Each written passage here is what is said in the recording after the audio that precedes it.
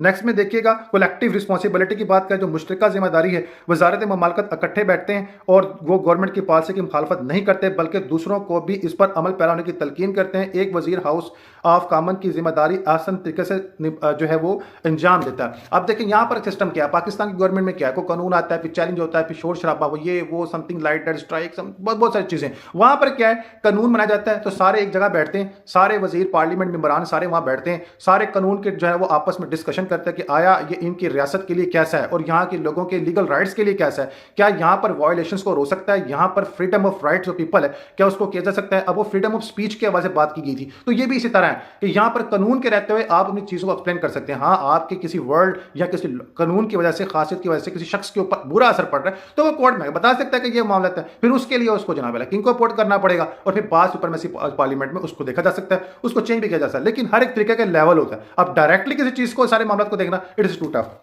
अब नेक्स्ट में देखिएगा जो लिमिटेड सेपरेशन पावर ऑफ है, ठीक है, इसके बाद बार जो ताकत की लगी हदबंदी है, बरतानिया हुकूमत से अलहदगी के इख्तियारात की जो हद है, वहां सियासी ताकतें भी पार्लियामेंट हाउस में होती हैं, जबकि कम्युनिटी एक कमेटी की तरह अख्तियार रखती है। ताहम हिफाजत के तौर पर काफ़ी हिफाजती इंतजाम होते हैं। 1701 के कानून के मुताबिक अदालती आज़ादी के लिए और 2 ब्रांचेस गवर्नमेंट पर असरअंदाज होने के लिए जनाब अली जरूरी भी है। देयर इज नो डाउट कि वहां पर 2 ब्रांचेस सिस्टम और वहां पर जो गवर्नमेंट का जो 1701 का बनाया हुआ लॉ है, कॉन्स्टिट्यूशन है, जो भी इनका एक्ट है, इसके मुताबिक जो है तमाम कमेटी की तरह रहते हैं तो भी सकते हैं। वो सियासी ताकतें वहां पर भी हैं, लेकिन वो क्या रहते हैं, एक कमेटी की सूरत में रहते हैं और उनका काम क्या है, मिलजुल के रहना और अपने मामला को पार्लियामेंट में ही क्लियर करना और सारे मामला करना, ना कि इस तरह के लोगों में वो बाल मच जाए और लोगों की जनाब आला आज़ादी और उनके मेंटली कंसेप्ट को डिस्ट्रॉय किया जाए। अब नेक्स्ट क्वेश्चन में देखिएगा, नेक्स्ट जो हिंट्स में देखिएगा, जिसमें है इंडिपेंडेंस ऑफ जुडिशरी, अदालती आज़ादी के हवाले से हिफाजत का मुहैया करना बहुत ही जरूरी है। देयर इज नो डाउट कि वह क्या कहते हैं, सिविलाइजेशन, जो सिविलाइजेशन उनके लिए मोस्ट इंपॉर्टेंट है। अदालती तरक्की की राह में मुदाखलत करने की वजह से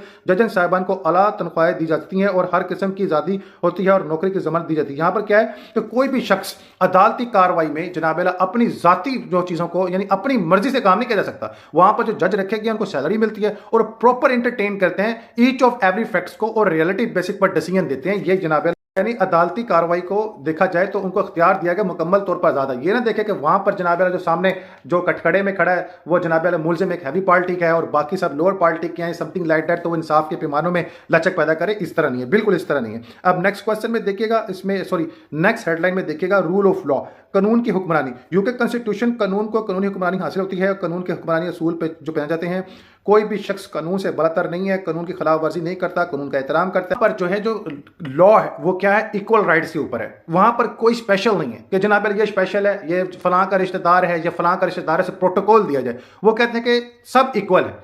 यूके लॉ में जो हुक्मरानी है वो किस तरह की है, रूल ऑफ लॉ की, सबके लिए कानून एक जैसा है। कोई अच्छा है, बुरा है, नेक है, बद है, आला खानदान का है, निचले खानदान का, राजपूत फैमिली का, पटी फैमिली का, मोची है, जाट है, समथिंग लाइक दैट, जो भी है, उन सब के लिए कानून यकसा है। उन सब के लिए जो फैसिलिटीज हैं एक जैसी हैं और सबको जिंदगी जीने का एक ही हक है। इसलिए तो कहते हैं कि अगर आपने देखना हो कि किसी को इलेक्ट्रिसिटी का बिल पे करना है ना, तो वो जनाब वजीर आजम भी होगा ना, तो वो उसी लाइन में जाकर अपना बिल सबमिट करवा के आएगा और अपने नंबर पर ही बिल सबमिट करवाएगा। वहां पर रूल रेगुलेटरी इस तरह की, बाकी डिटेल मैंने शेयर कर दी।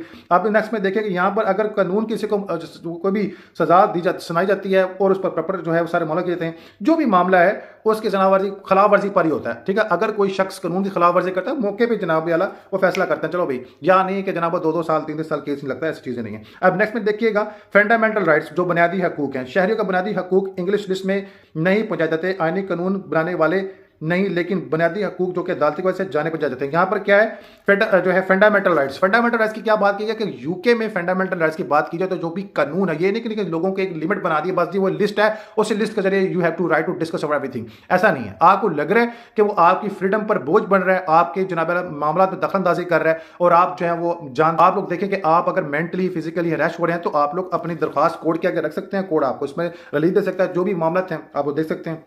अब नेक्स्ट में देखें कन्वर्सेशन, जो भी इज्तिमाई तरीके हैं, बरतानिया के सियासी सिस्टम में इज्तिमाई एक अहम किरदार है। एक गवर्नमेंट बनती है और इज्तिमाई सिस्टम को खत्म किया जाता है। प्रोफेसर समिथ कहते हैं कि इज्तिमा इस बड़े जरिए में अदालती कानून के साथ है, यानी अदालती जो मामला है कानून के साथ है, यानी जो भी सिस्टमेटिकली वहाँ पर चीज़ें जो अपग्रेड होती हैं इज्तिमाई तौर पर, कमीशन तौर पर, इसमें क्या होता है कि अदालतें जो हैं वो लॉ को ही प्रेजेंट करें, लॉ के वजह जो कानून कहता है अदालतों ने उसी बेसिक पर जाना। ये नहीं कि कोई शख्स ऐसी कोई जमात ऐसी आती है कि वो उस लॉ से हटकर बात करती है तो किसी भी वहाँ पर जो है अदालत को यह इख्तियार नहीं कि कानून की खिलाफ वर्जी करे। नेक्स्ट में देखो टू पार्टी सिस्टम। बरतानिया में टू पार्टी सिस्टम है, ठीक है, और बहुत ही तरक्की पजीर है, बहुत ही डेवलप हुआ पार्टी सिस्टम है। पार्लियामेंट के शुरू के वक्त बरतानिया का कानून असर पजीर रहा, ठीक है, उसमें बड़ा इफेक्ट्स था।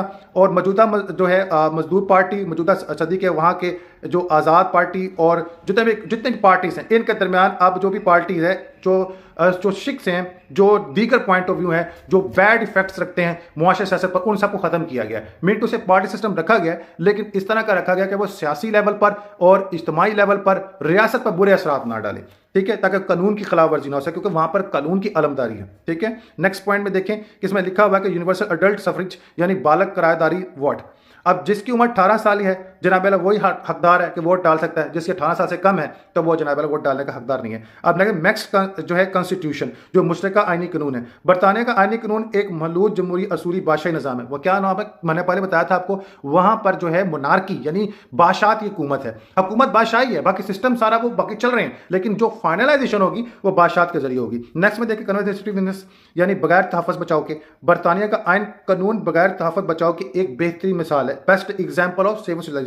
अब नेक्स्ट देखिए, इसमें ध्यान है कि यूके के लोग मुकम्मल तौर पर पुराने आईनी कानून के हक में हैं, पुराने कानून को पसंद करते हैं और ये पसंदगी उनका तहफ़्फ़ुज़ क्या बचाव है। मीन टू से वो क्या करते हैं कि लेटेस्ट जो अमेंडमेंट्स के वाली चीज़ें होती हैं, तो अगर वो ठीक है, नहीं तो फिर जैसे वो आवाम राजी है कि पुराने कानून को समझती है, जाहिर है कि वो लोगों को फैसिलिटेट कर रहे हैं कानून के जरिए। छोटी छोटी कमेटियां हैं आपको माशरे में इंसाफ फराम करने के लिए, छोटी छोटी चीज़ों को बड़ा लेवल पर देखते हैं जिससे किसी को इफेक्ट ना हो सके। मिनटों से अगर कोई शख्स गाड़ी तेज चला रहा है, हमारे यहाँ तो ये है ना कि कोई रोड देखें, रोड पर एक बंदा 60 की स्पीड पर जा रहा है, उसी रोड पर एक बंदा 50 की स्पीड पर जा रहा है, उसी रोड पर बंदा 100 की स्पीड पर जा रहा है। यहाँ पर जब मेजरमेंट ही नहीं, वहाँ पर सब चीज़ें काउंट डाउन होती हैं कि अगर कोई शख्स किसी से तेज चल रहा है तो क्यों चल रहा है, उसके तेज चलने से दूसरों को क्या नुकसान होगा, इसके ऊपर नजर। खुदा ना खासा कोई मामला आता है तो उसका जुर्मदार होता है। तो अभी उसने जुर्म किया नहीं, लेकिन सिस्टमेटिकली जुर्म में शामिल हो रहा है कि वो जनाब रूल रेगुलेशन को जो नजरअंदाज कर रहे हैं, तो फौरी तौर पर कार्रवाई होती है कि यार ये मामला क्या, क्यों, लोगों के तहफ़्फ़ुज़ के लिए। अब नेक्स्ट क्वेश्चन देखिए, इसमें नेक्स्ट हेडलाइन देखिए, इसमें establishment of local government institution, local government के आईनी कानून की अशात। यूके में लोकल गवर्नमेंट का मर्ज वजूद में होना आईनी कानून के एक बेहतरीन मिसाल है। यह अजग दूसरी काबिल फहम लोकल गवर्नमेंट के कानून की खासियत है,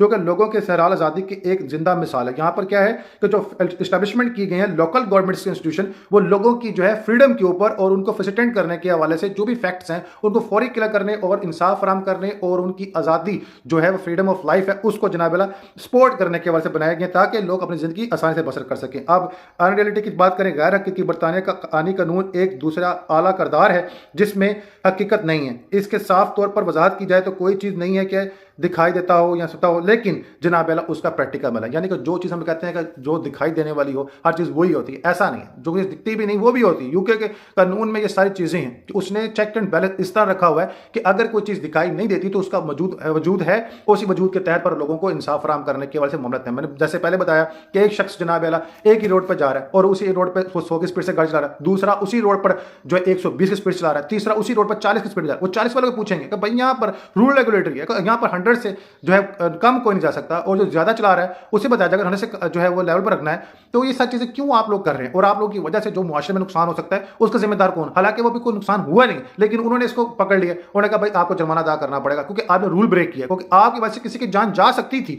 यह नहीं कि जान जाएगी तो फिर मामला तो होगा, ऐसा नहीं। उन्होंने कहा जान जा सकती थी, इस पर आप नुकसानदार जुर्मदार है, इस पर सवाल दें। तो ये सबसे गैर हकीकी बात है कि जनाब मोहतरम बड़ा स्टेप रखा हुआ उन्होंने, इसीलिए आज तक यूके में जो लेवल्स हैं बिल्कुल चेक एंड बैलेंस पर है, और लोग मिसाल देते हैं कि जनाब अल्लाह इनका लॉ जो है one of the great constitution है। हालांकि ये अनरिटन है, मुकम्मल नहीं है, लेकिन यहाँ पर बहुत सारे फैक्ट्स ऐसे हैं जो वक्तन वक्तन उसमें डेवलपमेंट हुई है। उनकी लेटेस्ट अमेंडमेंट्स की वजह से लोगों के राइट ऑफ वोट और लोगों के राइट ऑफ फ्रीडम और फंडामेंटल राइट्स और जनाब जितनी भी वायलेशंस ऑफ सोसाइटीज़ हैं इस पर बड़ा बारीकी से कंट्रोल रखा गया। कंक्लूजन की बात करें, हासिल बहस यही है कि आखिरकार ये चीज़ें हैं कि यूके कॉन्स्टिट्यूशन जो है मुकम्मल तौर पर बगैर लिखा हुआ तो नहीं है, लेकिन ये दोनों का इकट्ठा करजोड़ है। लेकिन पूरे अर्ज ज़मीन पे जनाब अल्लाह एक बेहतरीन एक लॉ है जिसके जरिए लोगों की लाइफ को चेस किया जाता है। सो इंशाल्लाह अज़ वजल इस तरह की मजीद डिटेल्स बाय वीडियो शेयर की जाएंगी, जो फैक्ट्स हैं वो मैं शेयर करूंगा बाय वीडियो, ताकि आसानी से आप लोग सारे मामलों की जांच पड़ताल कर सकें। सो नमाज अल कुरान दुरूद पाक लाज़िम पढ़े, चैनल को सब्सक्राइब, बेल आइकन प्रेस लाज़िम करिए। शुक्रिया।